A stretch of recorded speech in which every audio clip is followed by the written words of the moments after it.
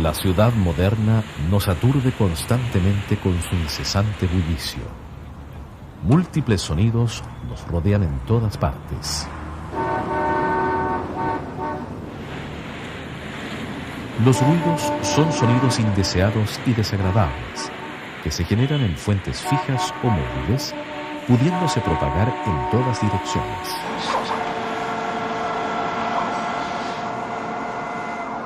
Millones de personas en el mundo conviven con el ruido.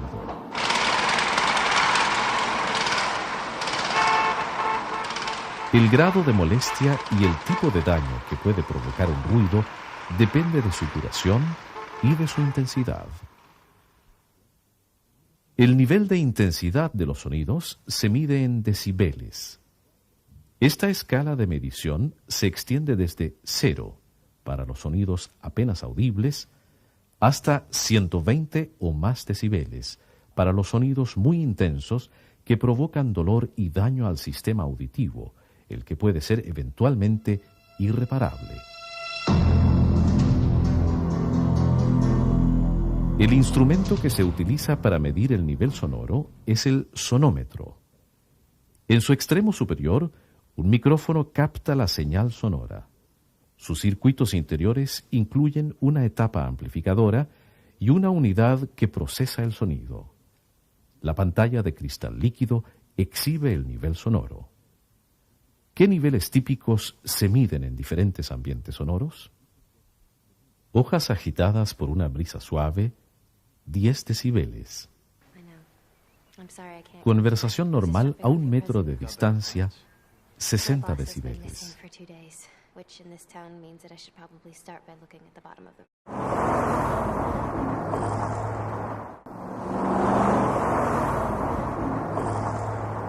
Tráfico urbano, 80 decibeles.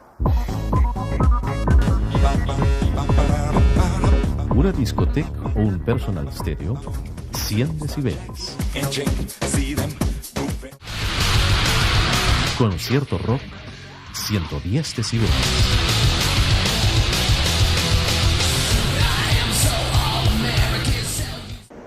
Despegue de un avión, 120 decibeles.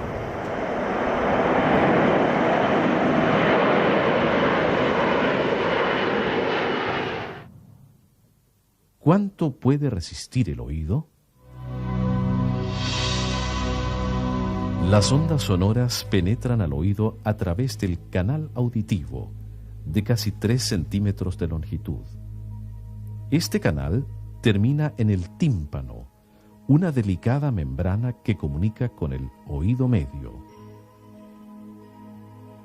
En el oído medio se aloja un sistema de palancas formado por 3 pequeñísimos huesos articulados entre sí: martillo, yunque y estribo. Estos huesecillos son los más pequeños del cuerpo. El mango del martillo está unido al tímpano. En el otro extremo, la base del estribo se apoya en la ventana oval que corresponde a la entrada al oído interno.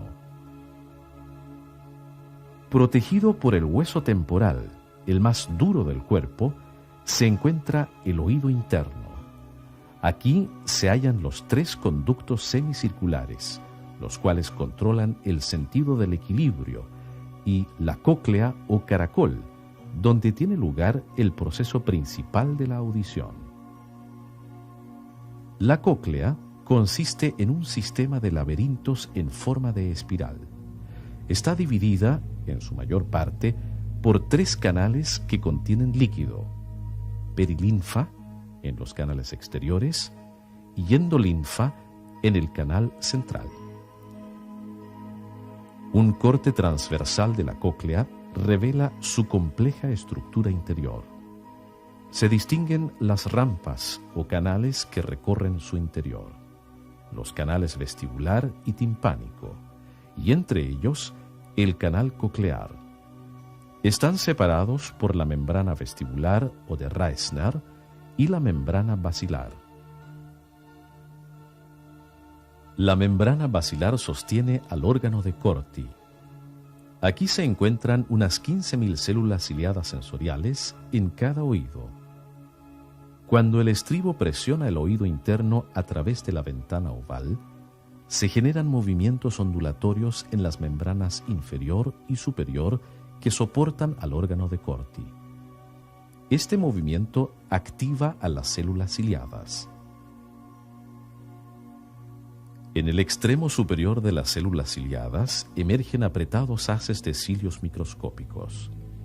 Extremadamente sensibles, estos cilios captan los pequeños movimientos de las células, movimientos incluso casi comparables al tamaño de algunos átomos. Cada penacho ciliar está compuesto por unas cuantas decenas de finísimos cilios. Aquí se observa un haz ciliar en posición de equilibrio, con forma de cono oblicuo y vértice truncado. Cuando el penacho ciliar se aparta de su posición de equilibrio, como consecuencia de los movimientos de la célula, se genera una señal eléctrica en el extremo inferior de la célula ciliada. Esta señal eléctrica se transmite hacia el cerebro por la fibra nerviosa aferente. De este modo, la célula ciliada actúa como un transductor que convierte un estímulo mecánico en una señal eléctrica hacia el cerebro. Las células ciliadas están distribuidas en 3 filas de células externas y una fila de células internas. En esta imagen, captada a través de un microscopio electrónico, se observa en la parte superior una nítida fila de células ciliadas internas y abajo las 3 filas de células ciliadas externas. ¿Cómo afecta el ruido a estas células?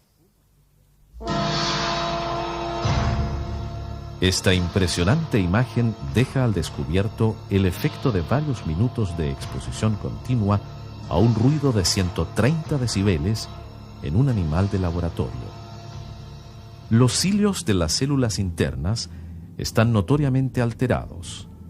Las células externas se han desintegrado, siendo visibles solo los agujeros abiertos que han quedado vacíos en la membrana basilar.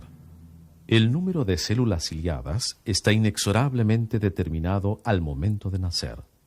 No se renuevan. El daño es irreparable. Un oído normal puede captar sonidos de frecuencias comprendidas entre unos 20 y 20.000 Hz. Las frecuencias menores corresponden a los sonidos graves y las frecuencias mayores a los sonidos agudos. Las pérdidas auditivas se evalúan por medio de audiometrías. Se hace oír al paciente sonidos de distintas frecuencias. Se compara el nivel sonoro mínimo que puede captar la persona respecto a un oyente normal para cada frecuencia. Un audiograma registra la diferencia como una pérdida de audición en decibeles. La presbiacusia constituye la pérdida natural de la audición que afecta, sin excepción, a todas las personas. Se origina en un déficit de oxígeno en las células del oído interno. Como ilustra este gráfico, la pérdida es mayor para los sonidos más agudos y se acentúa con la edad. La exposición al ruido industrial afecta gravemente la audición. En este audiograma típico se registra la pérdida que experimentan los operarios según el tiempo de exposición al ruido. La curva superior representa la pérdida cuando la exposición ha sido menor a 1 año. La inferior corresponde a una exposición al ruido durante 35 a 39 años. El daño aumenta notablemente con el tiempo de exposición. El ruido, cualquiera sea su origen, no solo afecta el sentido de la audición, provoca diversos trastornos fisiológicos, perturba la calidad del sueño y altera el equilibrio psicológico.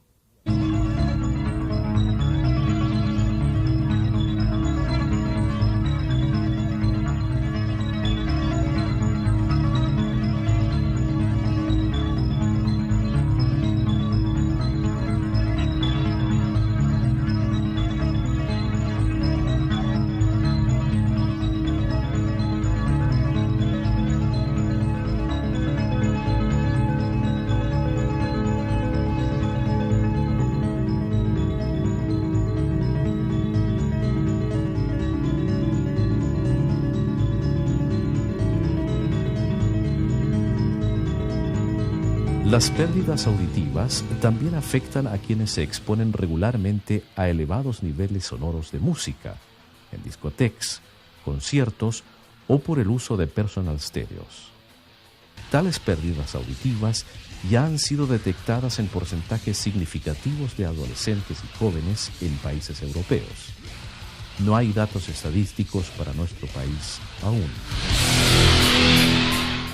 La legislación nacional impone un límite a los niveles sonoros máximos permitidos de ruidos molestos, según zona y horario.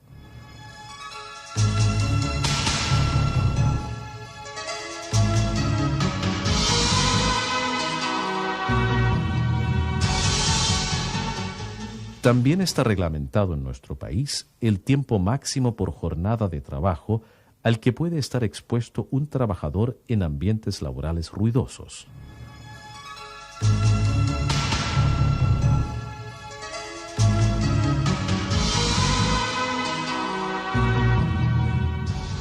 El ruido constituye un factor ambiental estresante al que están expuestas millones de personas en todo el mundo.